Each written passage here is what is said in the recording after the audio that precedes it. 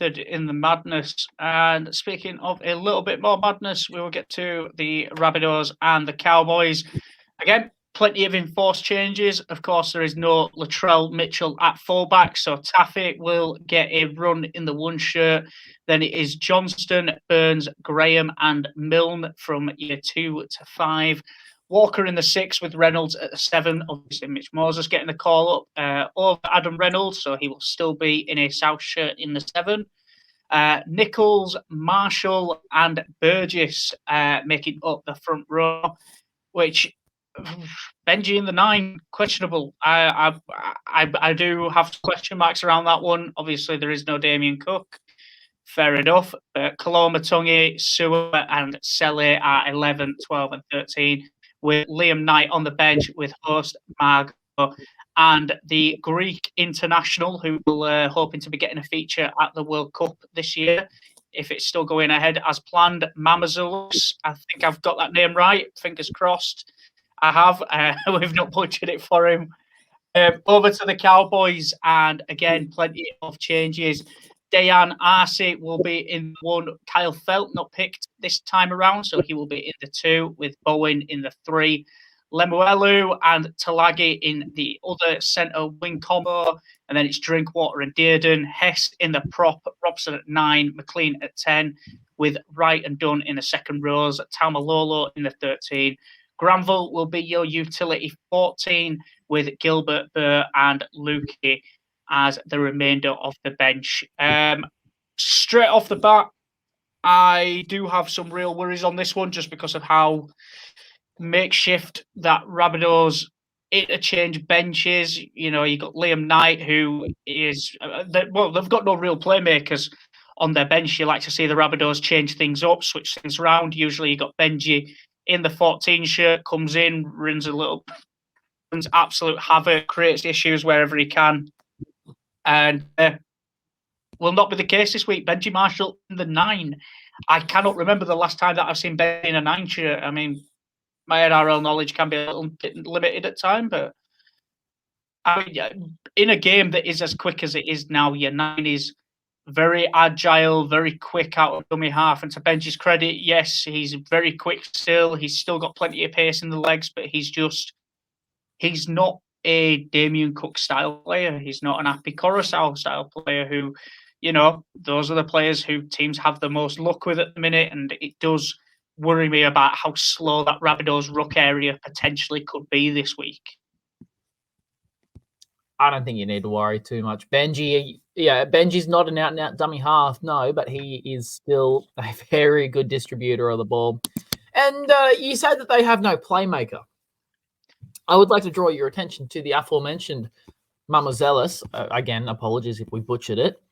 Not only did he sign a contract extension in the last couple of weeks that will guarantee his time at the club for the next couple of years, he'll be able to develop his game as an out-and-out hooker under one of the best in Damien Cook. So you do have that option, knock on wood, that something were to happen to Taffy or Walker or Reynolds. You can put Marshall in at the halves, and you know, Bob's your uncle. In goes the Greek international.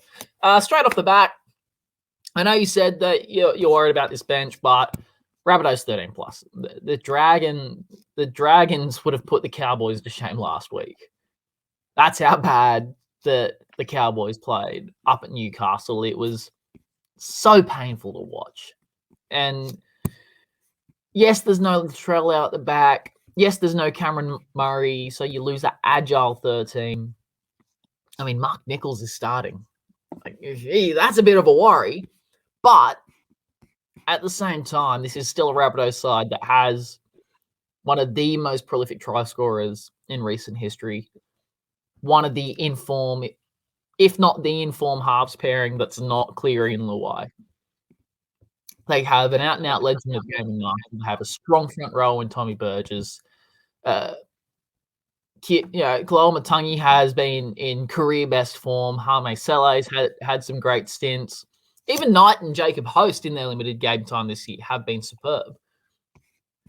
You then look at the Cowboys side. Taumalolo's not been his best. Cohen Hess is somehow still starting. Kyle Felt not been at his best. Talangi has been a bright spark. Drinkwater on and off. Dearden, since he's come up, has had more good than bad, but last week was real bad. Robson, most improved player in the NRL. That's not Isaiah Papali'i, probably. But his forward pack's not doing much to help him. I just don't see it happening for the Cowboys. And I know every time I say that, the team I say is not going to happen for always wins.